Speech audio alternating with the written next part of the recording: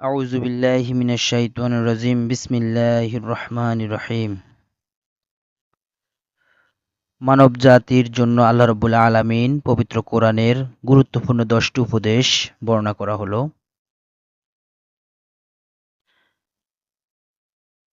এক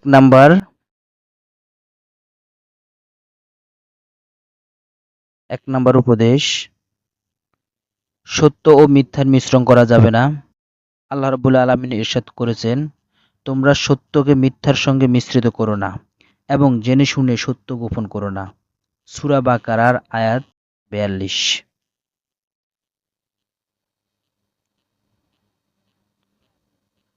2 নম্বর উপদেশ, আল্লাহ রাব্বুল আলামিন বলেন, সৎ কাজ নিজে করে অন্যকে করতে বলো।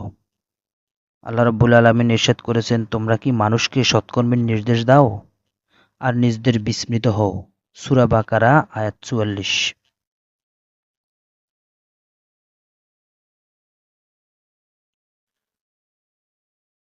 3 নম্বর উপদেশে আল্লাহ রাব্বুল আলামিন বলেন, বিবাদে লিপ্ত হইও না।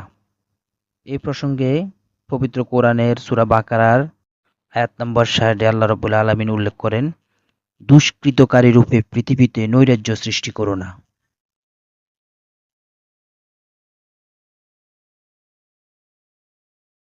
4 নম্বর উপদেশ, কারো মসজিদে যাওয়ার পথে বাধা দিও না। আল্লাহ রাব্বুল আলামিন সূরা বাকারার 114 নম্বর আয়াতে উল্লেখ করেন, তার চেয়ে বড় জালিম আর কে, যে আল্লাহর ঘর মসজিদে তার নাম স্মরণ করতে বাধা দেয় এবং এর বিনাশ সাধনে প্রয়াসী হয়।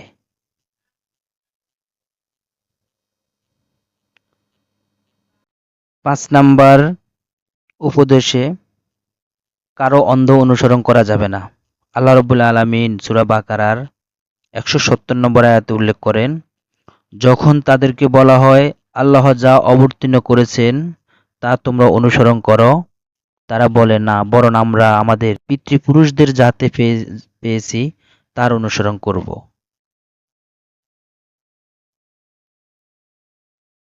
6 নম্বর উপদেশ, আল্লাহ রাব্বুল আলামিন বলেন, প্রতিশ্রুতি ভঙ্গ করো না। এই প্রসঙ্গে সূরা মায়েদার 1 নম্বর আয়াতে বলেন, হে ঈমানদাররা, তোমরা অঙ্গীকার পূর্ণ করো। 7 নম্বর উপদেশ, অন্যায়ভাবে কারো সম্পদ ভোগ করবে না।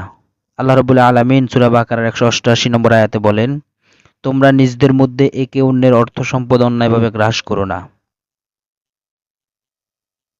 8 নম্বর উপদেশ, সীমা লঙ্ঘন করা যাবে না। সূরা বাকারার 190 নম্বর আয়াতে আল্লাহ রাব্বুল আলামিন বলেন, সীমা লঙ্ঘন করো না, নিশ্চয় আল্লাহ সীমা লঙ্ঘনকারীদের ভালোবাসেন না। 9 নম্বর উপদেশ,